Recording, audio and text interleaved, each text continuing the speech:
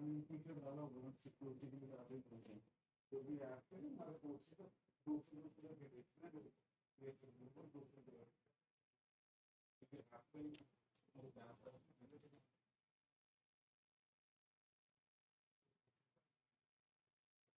Good evening everyone. कैसे हैं आप सभी?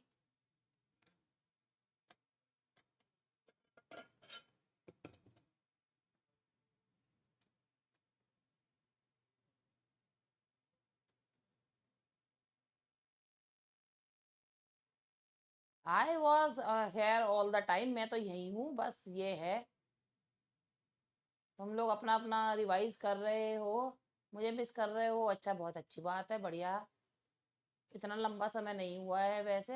मैंने आपको समय दिया है, आप हमें भूल गई। हाँ, कौन हो तुम? कौन हो तुम?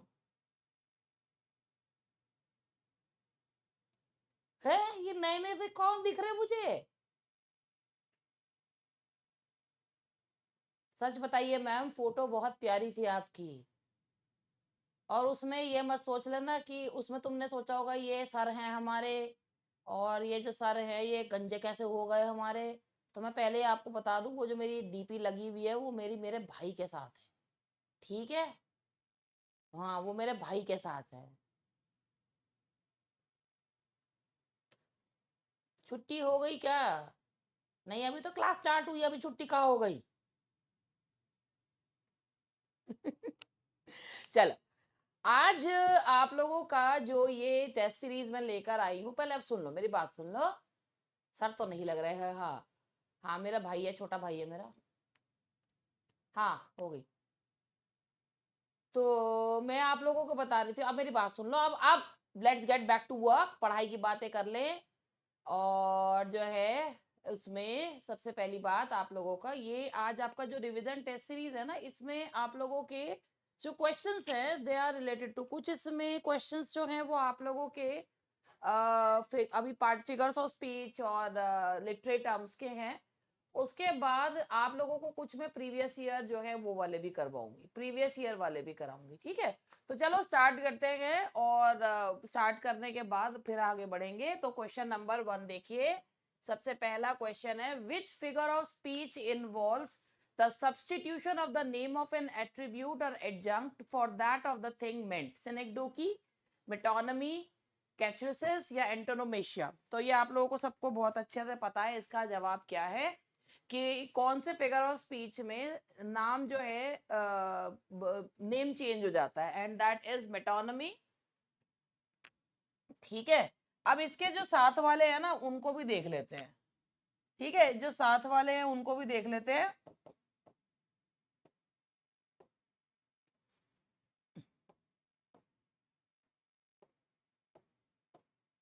ठीक है, सबसे पहले सिनेक्डोकी तो आप लोगों को पता है क्या है। अब मैं आपको कैचरेसिस के बारे में बता देती हूँ। कैचरेसिस क्या होता है, मैं आपको कैचरेसिस के बारे में बताती हूँ। ये होता है the misuse of a word,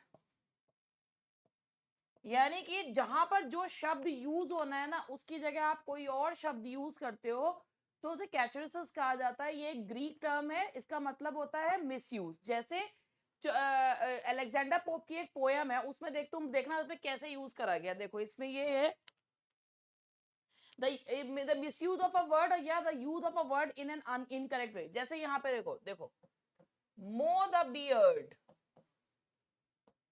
मो the beard, shave the grass. अब बताओ इसमें क्या गड़बड़ कर रखा है? घास काटना और दाढ़ी काटना, हम तो हिंदी में तो जो है दोनों ही एक यूज करते हैं, लेकिन इसमें क्या कर रखा है भाई? बियर्ड जो है वो शेव करी जाती है, और घास जो होती है वो मो करी जाती है ना, मोइंग करी जाती है। घास जो होती है वो मो करी जाती है, और बियर्ड जो होती है वो शेव करी जाती है। तो यहाँ पर ये इनकरेक्ट यूसेज ऑफ वर्ड है। इनकरेक्ट भाई, जहां पर जो वर्ड यूज होना चाहिए वो यूज नहीं कर रखा। तो इसे कहा जाता है catachresis, that is called catachresis, जिसमें the use of a word in an incorrect way या मिसयूज ऑफ अ वर्ड। बोलिए, हम हिंदी में तो हर किसी को यही कह देते हैं कि जो है दाढ़ी काट लो, घास काट दो, है ना। लेकिन इंग्लिश में जो है वो घास काटने के लिए मोइंग बोला जाता है, और दाढ़ी काटने के लिए शेव कहा जाता है, शेविंग करा कहा जाता है। तो इसीलिए ये गलत जो है वो मतलब वर्ड्स को ये अलेक्जेंडर पोप की एक पोएम है, उसमें उन्होंने इसको कहा है कि अगर द सिंकिंग ऑफ पोइट्री, उसमें उन्होंने इसे यूज़ किया है। ठीक है? और जैसे एक और था भी टर्म, मुझे वो याद नहीं आ रहा है। तो ये था। अब एंटोनोमेशिया, ये आप लोग पहले भी पढ़ चुके हैं, ये फिर भी मैं बता देती हूँ। एंटोनोमेशिया का मतलब होता है, एंटोनोमेशिया होता है कि just substitute of an epithet for a proper name. The substitute of an epithet, यानी कि substitute, the substitute of an epithet for a proper name. जैसे शेक्सपियर के लिए द बार्ड यूज करना, जोन ऑफ आर्क के लिए है ना the maid of Orleans use करना, द आयरन मैन यूज करना। ये जो है वो ये सारे जब आप एपिथेट यानी कि एडजेक्टिव को प्रॉपर नेम की जगह यूज करते हैं तो उसे क्या कहा जाता है? That is called antonomasia. बात समझ में आ गई? सिनेक्डोकिया आप लोगों को पता ही है क्या होता है। चलिए नेक्स्ट क्वेश्चन लेते हैं। Next, the rhetorical strategy of appealing to an audience emotion is known as, good evening, good evening पापा, क्यों क्या हुआ? अभी होंगे, कहीं आ जाएंगे। हाँ जी, देखो, the rhetorical strategy of appealing to an audience emotions, बिल्कुल देखो, पैथो का मतलब ही होता है फीलिंग्स। तो यहाँ पर ये सही जवाब है आपका पैथोस। लेकिन अब हम ये जो तीन है इनको भी देख लेते हैं। पैथो मतलब होता है फीलिंग से संबंधित होता है ना, एम्पैथी कहते हैं, सिंपैथी कहते हैं, तो वो फीलिंग्स होता है ना। अब लोगोस, एथोस एंड केरोस भी, ये भी देख लेते हैं। देखो, लोगोस का जो मीनिंग होता है the word of God, logos का मीनिंग होता है द वर्ड ऑफ गॉड, यानी कि भगवान की तरफ से दिया हुआ आदेश, दैट इज लोगोस। ठीक। एथोस जो होता है उसका मतलब होता है nature of a person, nature of a person is called ethos. और किरोस का मतलब होता है अपॉर्चून मोमेंट, अपॉर्चून मोमेंट को कहा जाता है केरोस, कैरस होता है, कैरस। ठीक है, इसका मतलब होता है, देखो, जो भगवान का आदेश होता है that is called logos. Athos का मतलब होता है कि एक व्यक्ति की कोई डिस्टिंक्ट क्वालिटी, कोई उसका डिस्टिंक्टिव फीचर, उसकी नेचर, उसे एथोस कहते हैं। और कैरस का मतलब होता है कि सही, आप जैसे कहते हैं ना कि भाई ये सही समय है ये काम करने का। ठीक है, तो उसे कैरस जो है वो कहा जाता है। ये तो मैं एक के साथ आपको तीन फ्री में बता रही हूँ, तो वो जो है उनको भी नोट करते चलना। फ्री की चीज को ऐसे नहीं है कि बाहर यूं ही फेंक दो, उसकी कोई वैल्यू नहीं है, समझ गए तुम? है? हाँ, बड़े होशियार ही है।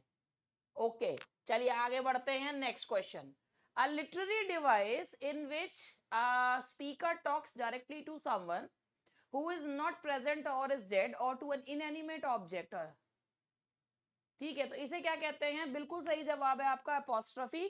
कि एक भाई अपोस्ट्रोफी का मैंने आपको पहले भी बताया है कि जब आप किसी डायरेक्ट, किसी मरे हुए व्यक्ति को, इनएनिमेट ऑब्जेक्ट को अगर आप एड्रेस करते हो तो उसे क्या कहा जाता है? दैट इज नोन एज, उसको बोलते हैं वो अपोस्ट्रोफी होता है। अब इसके बाद यहाँ पर फिर ये देखो, यहाँ पे कुछ वर्ड्स आ रहे हैं और ये इनमें से आपको एनाफोरा तो पता होगा कि क्या होता है ना? आपने, आपको ए वाला ऑप्शन के बारे में पता है हाइपोफोरा क्या होता है? Do you know the meaning of hypophora? नहीं, मैं बताती हूँ हाइपोफोरा। एक आपने रिटोरिकल क्वेश्चन का नाम सुना हुआ है ना? रिटोरिकल क्वेश्चन किसे कहते हैं? कि when the speaker ask a question but he doesn't expect an answer, है ना? तो ये हाइपोफोरा वो चीज नहीं है। लेकिन हाँ, इसमें क्या होता है कि स्पीकर एक क्वेश्चन पूछता है और क्वेश्चन पूछने के साथ ही उसका तुरंत जवाब भी दे देता है। Hypophora is when a speaker ask a questions and immediately replies the question, that is called hypophora. कि ऑडियंस के दिमाग में क्या क्वेश्चन आ रहे होंगे, जैसे तुम, अच्छा तुम ये सोच रहे थे, फिर उसके बाद उसका जवाब भी दे देता है, तो उसे हाइपोफोरा कहते हैं।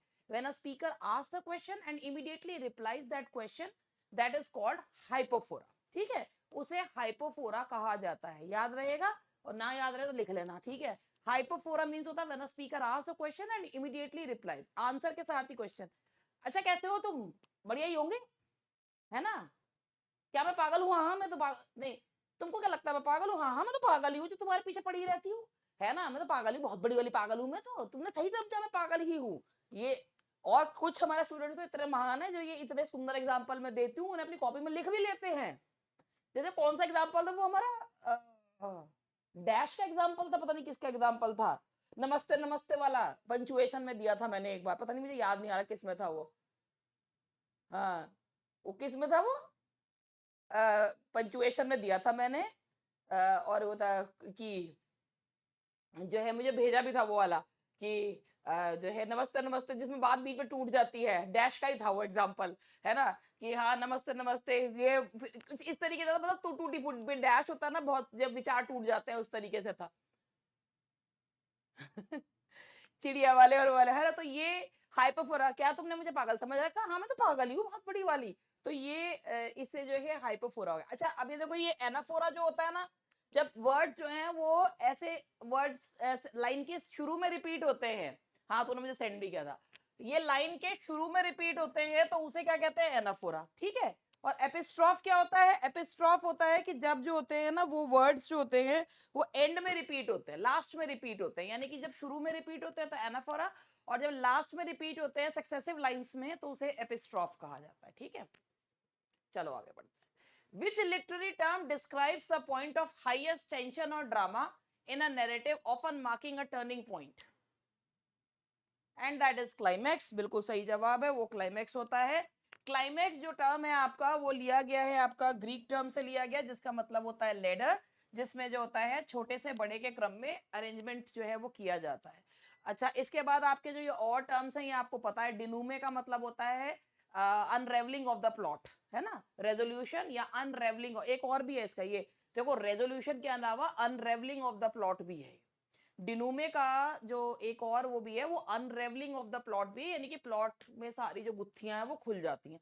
अनरेवलिंग ऑफ द प्लॉट यानी कि सारी गुत्थियां जो है वो खुल जाती हैं। पेरिपीटिया क्या होता है? What is पेरिपीटिया?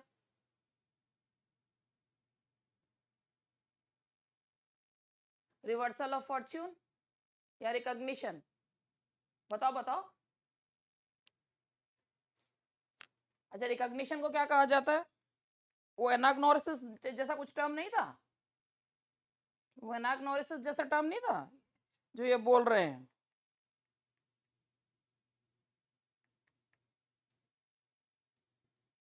एनाग्राम नहीं होता बहन मेरी, नहीं। बहन नहीं, भाई मेरे, भाई बिना बालक है तो। भैया देखो, पेरिपीटिया का मतलब होता है रिवर्सल ऑफ फॉर्च्यून, और जो एनाग्नोरिसिस होता है, एनाग्नोरिसिस का मतलब होता है कि रिकॉग्निशन, सडन रिकॉग्निशन जो होता है, दैट इज एनाग्नोरिसिस। और कैटास्ट्रॉफ होता है जो उसके बाद होता है, यानी कि बहुत बड़ी मुसीबत, है ना? तो ये जो है, हाँ, कैटास्ट्रॉफ इज मींस बहुत बड़ी मुसीबत या परेशानी को कहा जाते हैं। जैसे जितने भी ट्रेजेडी होती हैं उनमें कैटास्ट्रॉफ होता है कि हीरो मर जाता है, आत्महत्या कर लेता है, वो उसे कैटास्ट्रॉफ कहा जाता है। नेक्स्ट, पहले क्वेश्चन को ढंग से पढ़ लेना। The use of a word और phrase that has a double meaning, especially when the second meaning is risque, is called pun, malapropism, double entendre या innuendo। अब मैं आप लोगों को एक चीज बताती हूँ, पहले क्वेश्चन को ध्यान से पढ़ना कि जब शब्द में एक शब्द या फिर जिसके डबल मीनिंग होते हैं, अब पता है क्या है, विलियम शेक्सपियर के ऊपर आप लोगों को पता होगा कि विलियम शेक्सपियर के ऊपर विलियम शेक्सपियर के फैमिली शेक्सपियर नाम के करके एक किताब जो है वो लिखी गई थी, याद है? पता है आपको? फैमिली शेक्सपियर लिखा गया था, बाउडलर ने लिखी थी। और फिर वहां से एक टर्म भी जो है फेमस हुआ था, बाउडलरिज्म, जिसमें काट छांट की जाती है ना? तो आपको पता है कि सबसे ज्यादा इस चीज को यूज कौन करते थे? विलियम शेक्सपियर ने लिटरेचर में बहुत यूज करा है। एक शब्द को आप यूज करते हैं जिसमें जो सेकंड मीनिंग आप देख रहे हैं, इसमें ये वर्ड आ रहा है रिस्के।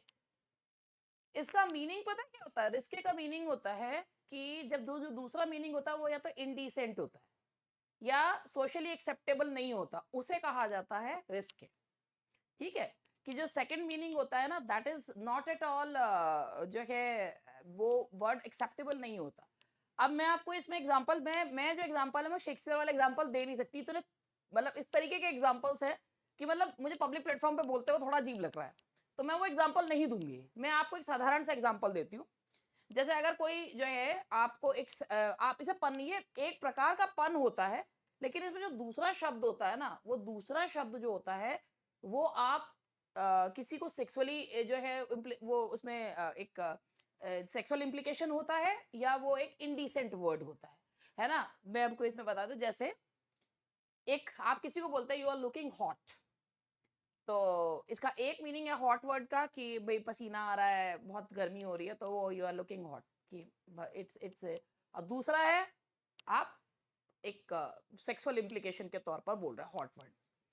इसके बाद एक रोमियो एंड जूलियट में एक लाइन है जो जो है नर्स बोलती है, उसको जूलियट को बोलती है कि women main grow women, women grow because of main. अब इसको आप जो है अब किसी अब इसे डबल एंटेंड्रे इसे कहा जाता है, दैट इज कॉल्ड डबल एंटेंड्रे। तो एक मीनिंग इसका ये है कि विमेन जो है the lives of women improve when they get good husbands, और the next is women grow because of men का इसका मीनिंग होता है कि मेन मेक विमेन प्रेग्नेंट। तो ये जो चीज है ना, ये डबल एंटेंड्रे कहलाता है, यानी कि जब एक ही सेंटेंस के दो मीनिंग होते हैं, है ना। हाँ, और वो वही बिल्कुल सही, अभी रुचि ने सही एग्जांपल दिया, मच अडो अबाउट नथिंग, ये इसका एक मीनिंग है अडो का। तो वन मीनिंग इज अडो इज कि बिना टू मेक अ फस over a trivial thing, and the other meaning genitals, genitals है उसका मीनिंग। तो इसी ये जो है ना, इसे कहा जाता है डबल एंटेंड्रे कहा जाता है, दैट इज कॉल्ड डबल एंटेंड्रे। तो ये, और ये बहुत यूज होता, मतलब शेक्सपियर ने भी यूज करा है और ये यूज होता था, और इसीलिए वो फैमिली शेक्सपियर नाम की बुक भी लिखनी पड़ी, जिसमें से बहुत सारी चीजें काटी गई कि जो अच्छे घरों के लोग हैं वो उसे पढ़ सके। तो इस तरीके से, और बेसिकली कॉमेडीज में काफी यूज किया जाता था। तो और ये जो है इसका आंसर जो है वो डबल एंटेंड्रे है। और मेलाप्रोपिज्म का मतलब होता है कि जब किसी वर्ड को गलत तरीके से प्रोनाउंस करा जाता है तो वो मेलाप्रोपिज्म होता है। इनवेंडो का मतलब होता है एक, अभी मेरी एक स्टूडेंट थी, उसने मेरे से एक क्वेश्चन पूछा था, उमा ने पूछा था क्वेश्चन मेरे से कि मैम इनवेंडो को ये बता दीजिए, एक क्वेश्चन आया था ना, I saw you coming out of a light blue car, ये इनवेंडो का एग्जांपल कैसे है, ये आया था 2016 का 19 वाले जो एग्जाम था उसमें ये वाला क्वेश्चन आया, I saw you coming out of a light blue car. तो मैंने इसमें ये बताया था कि भाई ये इसलिए है कि आप किसी को कह रहे हैं कि भाई मैंने कल तुम्हें सपने में नीली कार में आते हुए देखा, तो आप एक उसको दूसरे को एक वो दे रहे हैं, एक कि भाई तुम जो है नीली कार में, हिंट दे रहे हैं कि मुझको नीली कार, तुम नीली कार में आना। तो ये इनवेंडो होता है। तो इनवेंडो होता है कि सीधा ना कहकर छिपे ढके छिपे शब्दों में संकेत देके बोलना, ठीक है। उसके बाद है question number 6, a sustained comparison in which the components of one thing are consistently presented in terms of another is। आप इसमें पहली लाइन पढ़िए, sustained comparison in which the components of one thing are consistently. तो आप इसका याद रखिएगा, इसका आंसर है आपका कंसीट। कंसीट को आप एक्सटेंडेड मेटाफर भी कह सकते हैं। कंसीट का मतलब ही क्या होता है, कंसीट का मतलब होता है कि एक्सटेंडेड मेटाफर होता है। कंसीट में जो कंपैरिजन होता है दैट इज कंप्लीटली डिफरेंट, मगर दो बिल्कुल डिफरेंट चीजों को, फार फेचेड इमेजेस को कंपेयर किया जाता है, and that remain through out. तो वो होता है कंसीट। और एक्सटेंडेड मेटाफर भी, आप अगर इसमें मेटाफर होता तो आप मेटाफर भी ले सकते हैं, डन के कंपैरिजन, फार फेचेड इमेजेस के माध्यम से कंपेयर कर।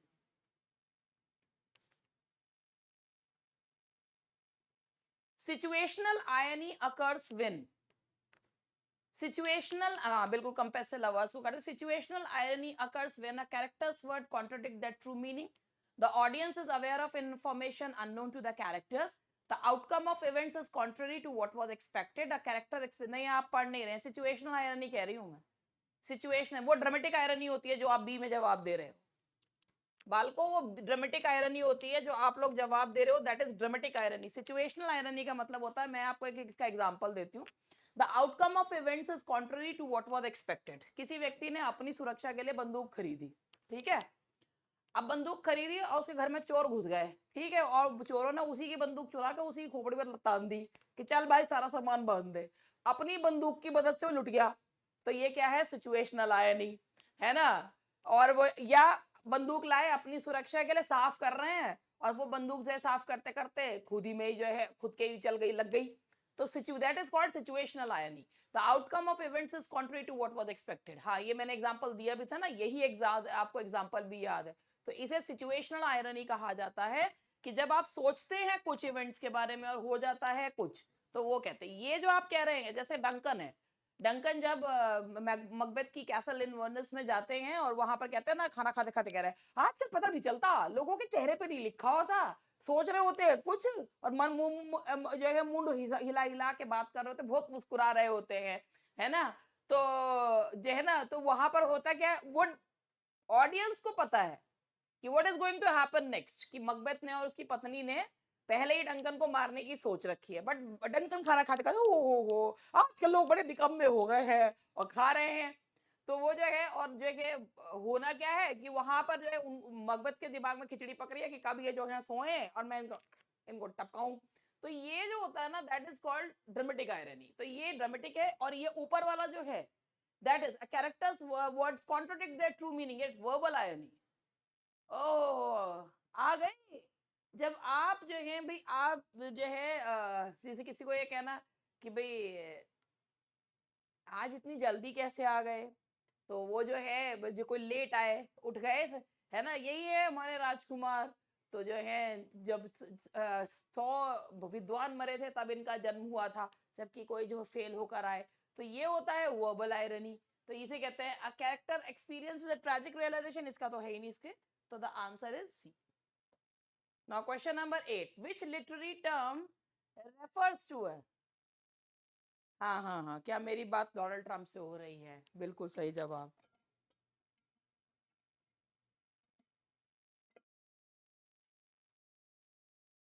सॉरी फॉर बीइंग और लगा लिया करो बीच में.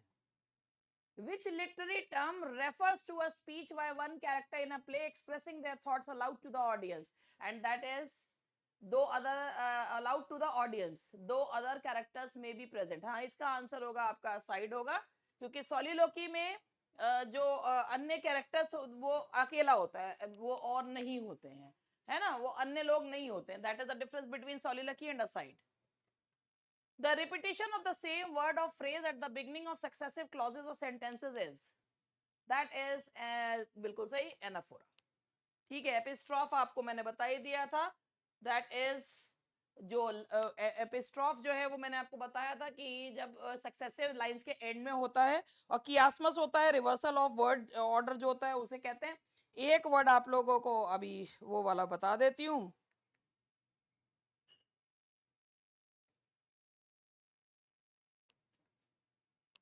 ये जो आप देख रहे हैं सिंप्लॉस, ये क्या होता है? इसमें होता है ये वेयर अ वर्ड, इसके बारे में बता रही हूं. वेयर अ वर्ड और phrase is repeated at both the beginning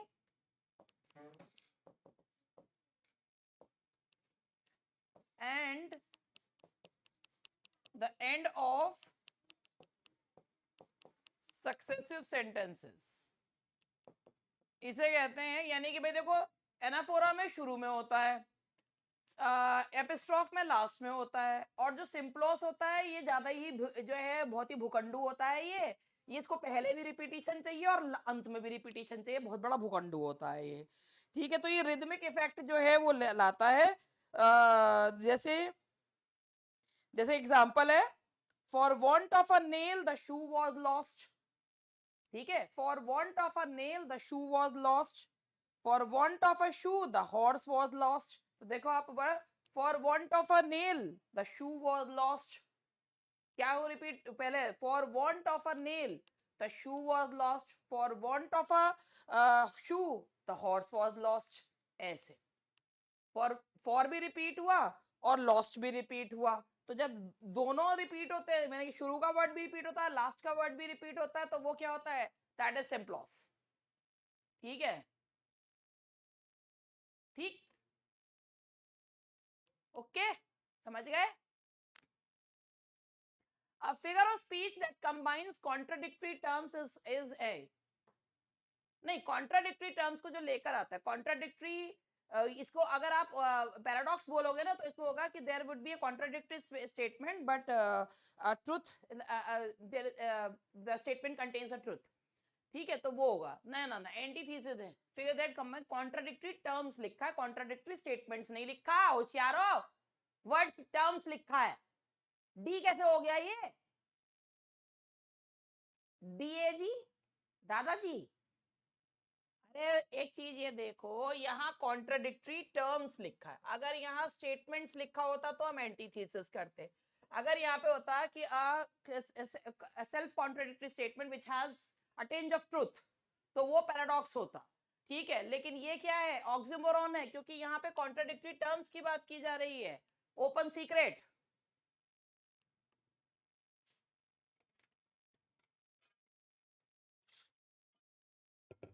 अब हम ऐसी सड़ी हुई बातें हम नहीं करते हैं। हम मैं इन बातों से मैं बहुत ऊपर हूं, तुम कर लो। ठीक है, तुम कर लो। अरे ऐसी बातें करो तुम। पानी पी रही हूँ, पानी।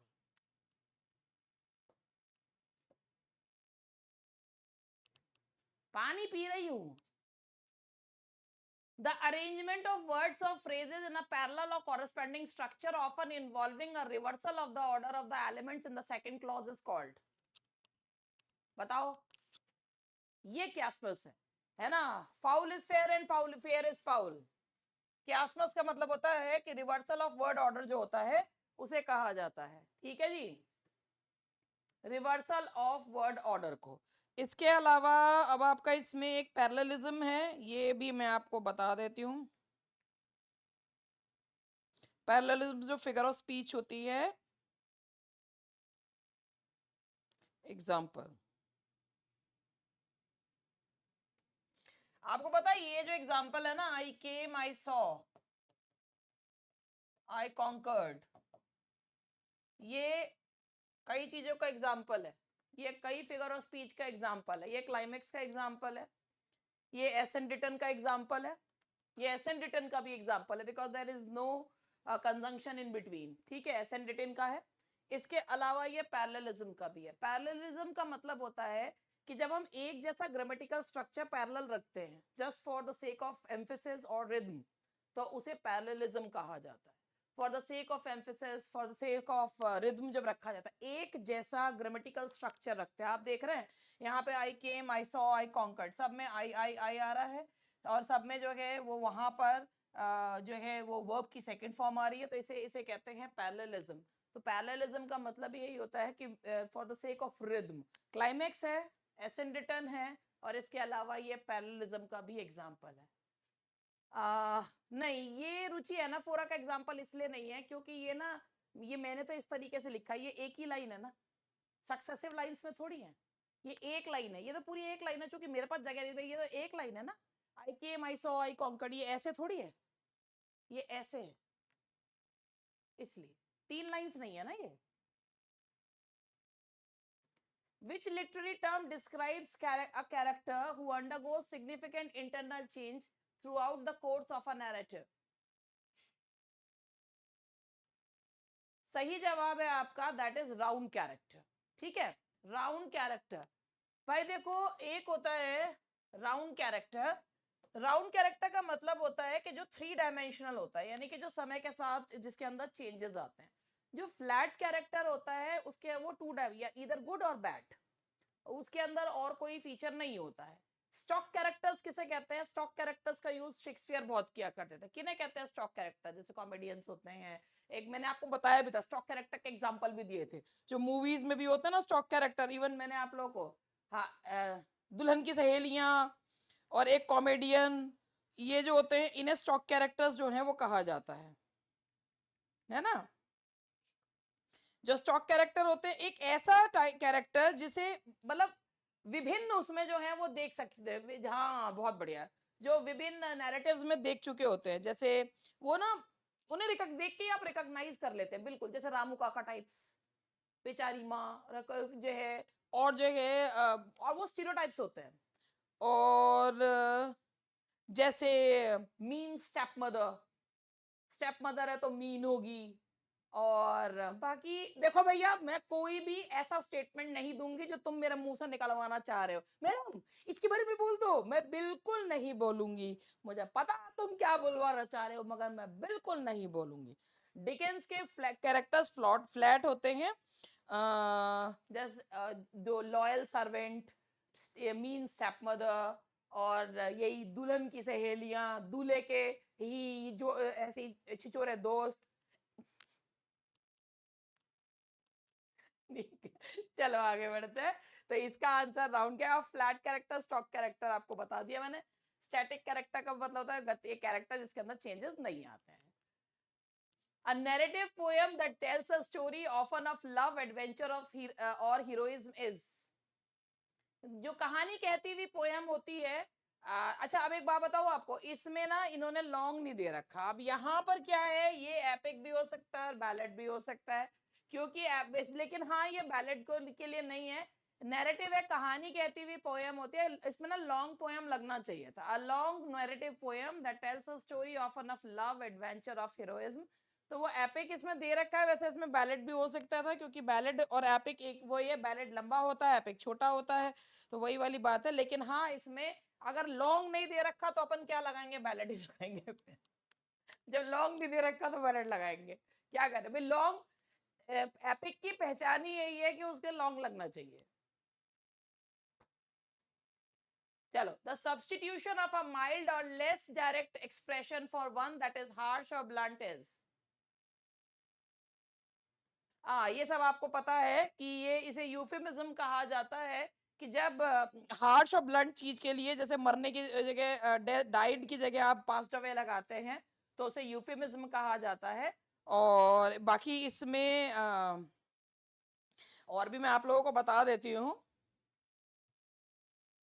अच्छा, इसका जस्ट उल्टा जो है ना वो डिस्फेमिज्म है।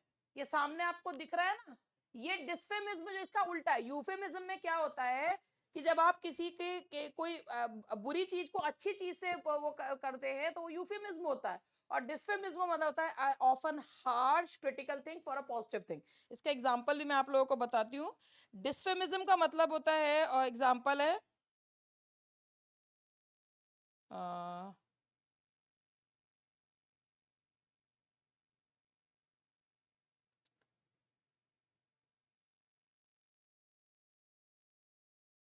एग्जांपल डिस्फेमिज्म का है, जैसे किसी को चिकन कहना, कावर्ड को चिकन कहना, चिकन हार्टेड या चिकन कहते हैं ना, तो वो कावर्ड के। अब यूफेमिज्म, अब अगर देखो यूफेमिज्म क्या है, अगर आप किसी को बोलते हो कि पास्ड अवे, डाइड की जगह, तो euphemism. Dysphemism, 6 feet under, 6 feet under, वो क्या है, डिस्फेमिज्म। तो है ना, तो कहाँ है वो, 6 फीट अंडर द ग्राउंड, तो दैट इज डिस्फेमिज्म। तो वो जो है मर गया भी इतना डिस्फेमिज्म, 6 फीट नीचे है, 6 फीट जमीन के नीचे है, दैट इज डिस्फेमिज्म।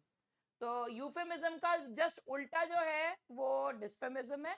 और अंडरस्टेटमेंट आपको पता है कि अंडरस्टेटमेंट का मतलब होता है किसी बात को, हाइपरबोली का ऑपोजिट होता है। हाइपरबोली किसी बात को बढ़ा चढ़ा के बताना, अंडरस्टेटमेंट जो होता है किसी बात को, it's a scratch, a scratch, hey it's a scratch है ना, वो बोलता है ना मर्क्यूशियो कि भाई नहीं कुछ नहीं हुआ, कुछ नहीं हुआ, और फिर बेचारा मर जाओ उसके बाद। तो रोमियो एंड जूलियट में, तो it's a scratch, a scratch, जब बहुत बड़ी चोट को कहता क्या हो गया, क्या हो गया, क्या हो गया, कुछ नहीं, किसी के चक्कू के वो जो है 6 फीट अंदर जमीन के नीचे। किसे पूछा भाई क्या हुआ, किसी व्यक्ति को क्या हो गया, कहाँ है, तो देखो हम सबके में भाई जब जहाँ पे दफनाते हैं, कहते क्या हुआ इनको, कहते हैं ना ही जस्ट पास्ड अवे। और क्या क्या कहा, और जमीन के 6 गज नीचे 6 फीट नीचे दबा के आए हैं। अब ये सोचो ऐसे कहना कितना वो ऐसा लगता है ना। तो वो जो चीज है वो डिस्फेमिज्म है। अंडरस्टेटमेंट होता है किसी बात को, बड़ी बात को कम करके कहना, दैट इज अंडरस्टेटमेंट। किसी के चक्कू लगा हुआ, क्या हुआ, कुछ नहीं, एक छोटी सी खरोच है, तो वो है अंडरस्टेटमेंट। तो इसका जो आंसर है वो यूफेमिज्म है। 14 का answer is euphemism. Okay, 15, a statement that expresses a general truth or a rule of conduct, a maxim और moral saying is, देखिए एफरिज्म, होमिली, प्रोवर्ब तीनों होते हैं। क्योंकि एफरिज्म क्या मतलब भी होता है, एफरिस्टिक स्टाइल बेकन के एफरिस्टिक स्टाइल से लिया गया है, कम शब्दों में ज्यादा बात कहना। होमिली का भी यही मीनिंग होता है। होमिली का मीनिंग भी यही होता है कि अगर आप इसमें कहें कि एक्चुअली ना ये जो होमली है ना ये सरमन से संबंधित है। तो जब सरमन्स यानी कि जो उपदेशों के थ्रू लोगों को जो है वो करेक्ट करने की कोशिश की जाती है, तो उसे होमली कहा जाता है। ठीक है, टू ब्रिंग मॉरल जो है चेंजेस थ्रू सरमन्स जो है ना, तो उसे कहते हैं होमली। तो ये जो है भाई सरमन्स के थ्रू जो होता है, सरमन और religious speech offering moral changes जो होते हैं, मॉरल करेक्शन, उसे होमिली कहते हैं। और ये एक है प्रोवर्ब यानी कि कहावत है, तो ऑल ऑफ द अबव है इसका आंसर है आपका, ऑल ऑफ द अबव। ठीक, चलिए नेक्स्ट क्वेश्चन लेते हैं। शेक्सपियर्स डार्क कॉमेडीज और problem plays often explore complex moral and social issues, which of the following is typically characterized as such? The comedy of errors, much ado about nothing, measure for measure या two gentlemen of Verona। तो इसका answer है आपका that is Measure for Measure. बे Shakespeare की 3 comedies को कहा जाता है कि ये जो है ये डार्क कॉमेडीज हैं। क्योंकि डार्क कॉमेडीज का मतलब ये होता है कि एक ना, जब जो जो रीडर होता है या जो ऑडियंस होती है वो दे ऑफन थिंक कि भाई क्या था ये, है ना, वो बड़े अचकचाए से मिचमिचाए से रहते हैं कि ये हो क्या रहा है। तो उसे जो है मेजर फॉर मेजर, अब all is Well That Ends well, and और कौन सी है, ट्रॉयलस एंड कैसे है। देखो बिंटू ने कितने सही तरीके से करा, ATM, All is Well That Ends Well, Troilus and Cressida, Measure for Measure, ATM से याद कर लो। बहुत सही करा है इसने।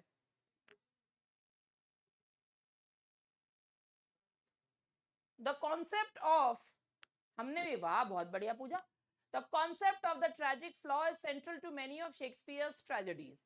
इन Hamlet which of the following is often argued as his primary flaw?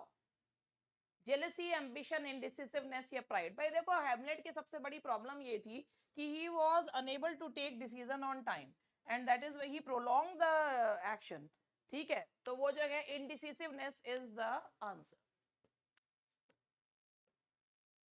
The first folio, a significant publication in Shakespearean studies was published in। कितना मुश्किल क्वेश्चन है, मुझे पता है मेरे स्टूडेंट को जवाब नहीं आ रहा होगा, मगर दिल पे पत्थर रख के तुक्का मार लो।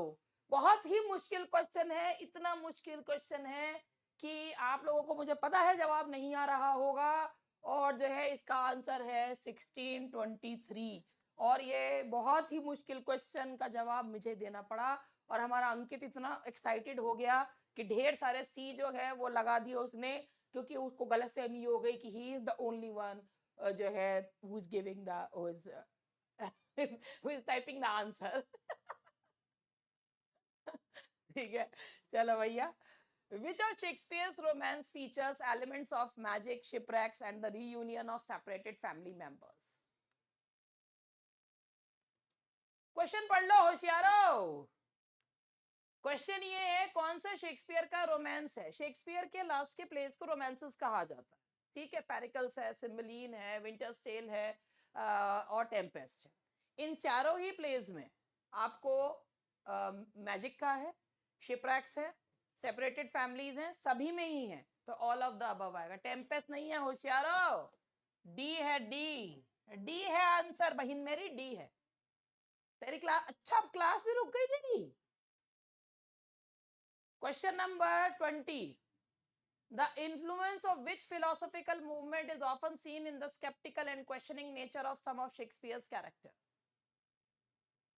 Scholasticism, humanism, stoicism या empiricism?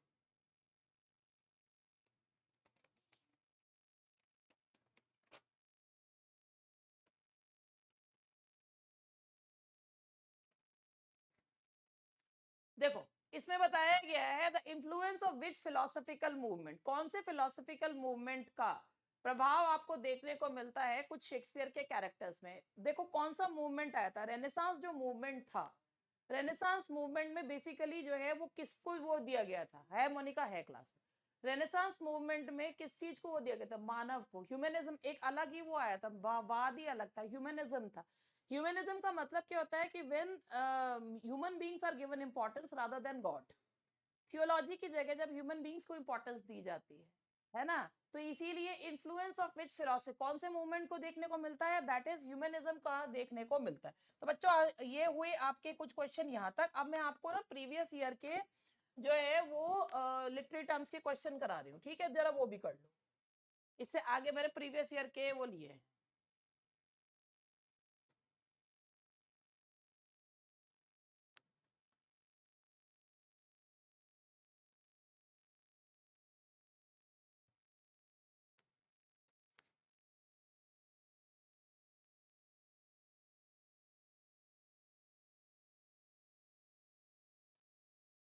यहाँ से ये करेंगे अब हम, यहाँ से थोड़ा सा प्रीवियस है, क्या प्रीवियस ईयर क्वेश्चंस हैं ये।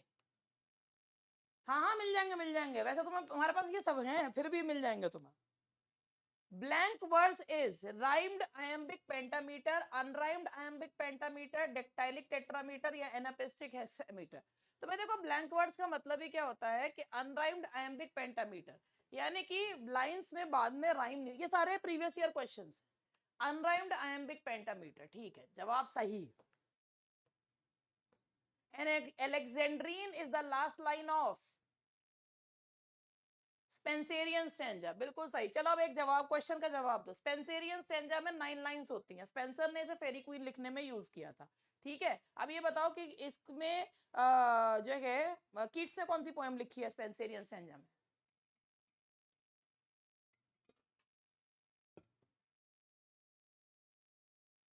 बिल्कुल सही, Eve of Saint Agnes. Eve of Saint Agnes जो लिखी है वो किस में लिखी है, स्पेंसेरियन स्टैंजा में लिखी गई है। स्पेंसेरियन स्टैंजा में जो पहली 8 लाइन होती हैं वो आयम्बिक पेंटामीटर में होती है, और जो लास्ट लाइन होती है वो हेक्सामीटर में होती है। हेक्सामीटर में यानी कि 12 सिलेबल्स होते हैं, ठीक, अलेक्जेंड्रीन जिसे कहा जाता है। The birth place of sonnet is, the birth place of sonnet is Italy. भाई देखो सोनेट का जो बर्थ प्लेस है दैट इज इटली है, और किसको, यहाँ इटली में भी यही हुआ था, जैसे विलियम शेक्सपियर ने करा था ना। गियाकोमो दा लेंतिनी वाज द पर्सन जिन्होंने सोनेट्स लिखने शुरू करे थे, गियाकोमो दा लेंतिनी ने। और लेकिन फेमस किसने बना है, पेट्रियार्क ने, क्योंकि he used to write, he used to compose sonnets for his beloved Laura. तो फिर उसके बाद जो है फिर इंग्लैंड में आ गया, इंग्लैंड में लाए कौन, याट। लेकिन उसको इंग्लिश सोनेट किसने बनाया, सरे ने। और क्रेडिट कौन लेगा, Shakespeare ji.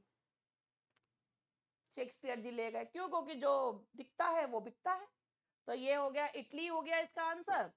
The Spencerian stanza है, देखो ये बहुत मुश्किल क्वेश्चन है, और इतना मुश्किल क्वेश्चन प्रीवियस ईयर एग्जाम में आया हुआ क्वेश्चन है, और ये आप लोगों को टेस्ट करने के लिए होता है कि आपको कुछ आता है कि नहीं है। तो इस तरह के क्वेश्चंस अगर आ जाते हैं तो घबराने की जरूरत नहीं है, बहुत मुश्किल क्वेश्चन है, मगर हम फिर भी जवाब दे देंगे 9 लाइंस, ठीक है। अब तुझे बीच में क्या हुआ जो हेलो फ्रेंड्स हो गया भाई, हैं, व्हाट हैपेंड टू यू, बीच बीच में ही बीच बीच में यूट्यूब का कीड़ा काट के।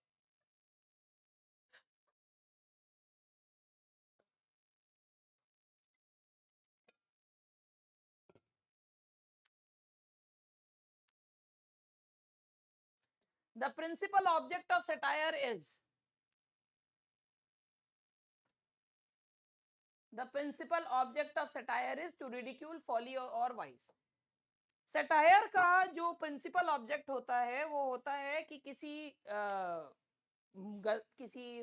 फॉली या किसी वाइस, किसी कुछ बुराई है उसका मजाक उड़ाना, है ना मैम जी। हाँ, वो सटायर है। और जैसे एग्जांपल दिया था रेप ऑफ द लॉक।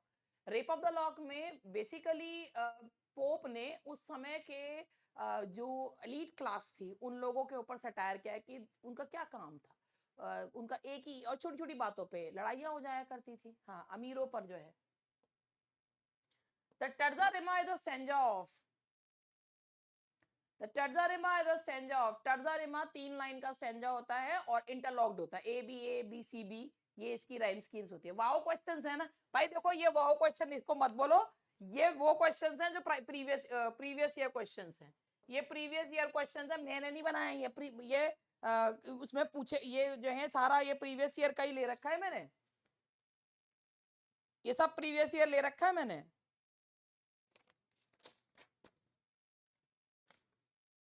तो ये मेरे बनाए हुए क्वेश्चन नहीं है, मेरे बनाए हुए क्वेश्चन वो थे जैसे पहले करवाए थे मैंने तुम्हें। The occurrence of the same letter or sound at the beginning of adjacent word is, that is alliteration. Water everywhere, not a single drop to drink. Alliteration है alone, alone, all alone. That is also an example of alliteration. That question came in the examination of 21, but most of the people answered it assonance, है ना? तो वही चीज है। तो alliteration जो है, इस alliteration का मतलब क्या होता है कि when the same word is repeated consequently, तो उसको क्या कहा जाता है? alliteration कहा जाता है, alone, alone, all alone. तो ये है alliteration. एंड आई एम बस, देखो कितने होशियार है मैं पढ़ा रही हूँ, ठीक है? तो पढ़ते पढ़ते क्या कह रहे, मैम आपने नील आर्ट करवाई है, मतलब पढ़ते पढ़ते ध्यान देखो कहाँ है इनका। मैम आप नील आर्ट कराई है, एंड आई एम बस कंसिस्ट, देखो इन्हीं सब चीजों से जो है ना तुम्हें बचना है। And iambus consist of iambic जो आपका है उसको क्या कहते हैं, राइजिंग मीटर कहते हैं। राइजिंग मीटर से याद रखना, एक जो है वो पहले आवाज गिरती है फिर आवाज उठती है, तो that is one unaccented syllable is followed by an accented one, that is A. हाँ, अभी मत पूछो कुछ भी, that is A. One unaccented syllable is followed by an accented one.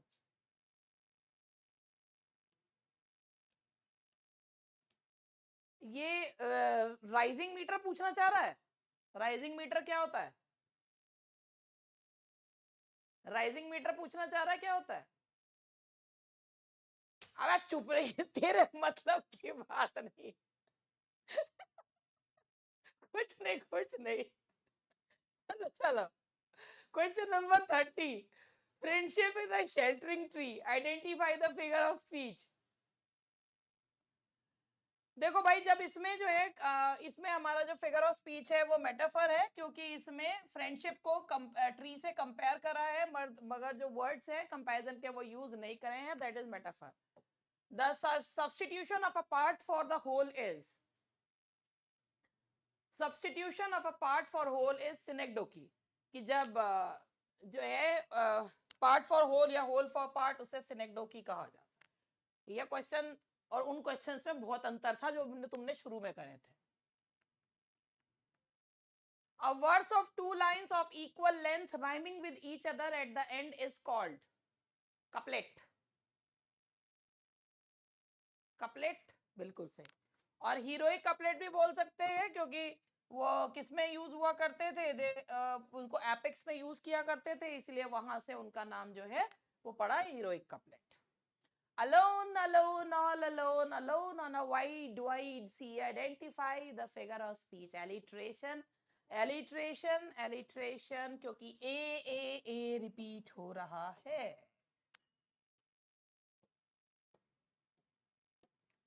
Authority forgets a dying king. Identify the figure.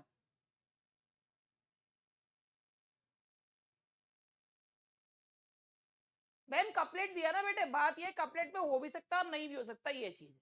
Authority forgets a dying king, तो यहाँ पर authority को एक एब्स्ट्रैक्ट चीज को ह्यूमन बीइंग के तौर पे लिया गया है, दैट्स अ पर्सोनिफिकेशन। यहाँ पर संबोधित नहीं किया गया, इसलिए अपोस्ट्रोफी नहीं है। वैसे तो किसी ने ये जवाब दिया नहीं था, अगर दिया होता तो मैं इतने प्यार से ना बोल रही होती। अभी फिर मेरा रौद्र रूप देखने को मिल जाता तुम्हें। Which one of these is a secondary epic? Iliad, Paradise Lost, Odyssey या Aeneid? अरे ऐसे पैराडाइज लॉस्ट भी है, बी और डी दोनों है। अब बताओ ये वो है पैराडाइज लॉस्ट और एनिड दोनों, क्या कर सकते? एफ क्वेश्चन हो गया है, छोड़ो। F. The rhyming of vowel sounds without the rhyming of consonants is known as, vowels rhyme होते हैं, कॉन्सोनेंट्स नहीं होते हैं, that is assonance. Vowels repeat होते हैं, कॉन्सोनेंट्स रिपीट नहीं होते, उन्हें क्या कहा जाता है? एसोनेंस कहा जाता है। हाँ। Another name for vers libre is, जिसमें ना उम्र की सीमा हो, ना जन्म का हो बंधन, वो होता है आपका फ्री वर्स, है ना? यानी कि जिसमें ना मीटर की सीमा हो, ना राइम का हो बंधन, बस जिसका जो मन करे वो लिख दे, उसे क्या कहते हैं? That is called free verse. और फ्री वर्स के पिताजी कौन कहे जाते हैं? Walt Whitman. ठीक है जी। हाँ, Walt Whitman is known as the father of free verse. A caesura is a caesura is a pause in a line which is marked by a comma or a semicolon, है ना? सिज्यूरा जो होता है वो पॉज होता है। जब हम सोनेट में सिज्यूरा लेते हैं तो उसके बाद क्या आता है? वोल्टा आता है, यानी कि चेंज ऑफ थॉट आता है। तो caesura is a pause when the reader when the writer stops and think for a moment and then he changes his opinion। अच्छा, सोनेट में भी क्या होता है कि जो ऊपर की 8 लाइन होती है वो क्वेश्चन पूछती हैं, और जो नीचे की 6 लाइन होती हैं वो जवाब देती हैं। और जो जो इंग्लिश सोनेट्स होते हैं उसमें वोल्टा वगैरह का यूज नहीं किया जाता, है ना? ये पेट्रार्कन में होता है। चलो, the first 8 lines of a sonnet are called. देखा कितना मुश्किल क्वेश्चन आया। ऑक्टेव। देखा, मुझे लगा था कहीं तुम सेजूरा पेजूरा ना बता दो। ऑक्टेव। आज तेरा दिमाग चल गया बावले, एक्टिवा हो गया अब ये एक्टिवा हो गया।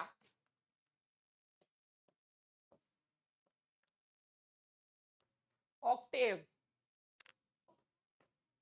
he is too fond of red tape he is too fond of red tape is that is भाई जो लाल फीताशाही जो कहा जा रहा है ना? हाँ, मैं समझ रही हूँ कि तुम डर डर के ही जवाब दे रहे होंगे। देखो, इसे ये होती है वर्बल आयरनी। हम तो डर डर के जवाब दे रहे हैं, मैम समझ ही नहीं आ रहे question. This is the example of verbal irony. When you say something and the meaning is all together different, that is called verbal irony. और ये मेटोनमी है। He is too fond of red tape, क्योंकि यहाँ पर जो काम करने का तरीका है उसको रेड टेपिज्म कहा गया है। That is metonymy. तो आज के क्वेश्चन यहीं तक बालको, और अब मिलते हैं, परसों मिलेंगे। We'll meet day after tomorrow. Okay, bye bye.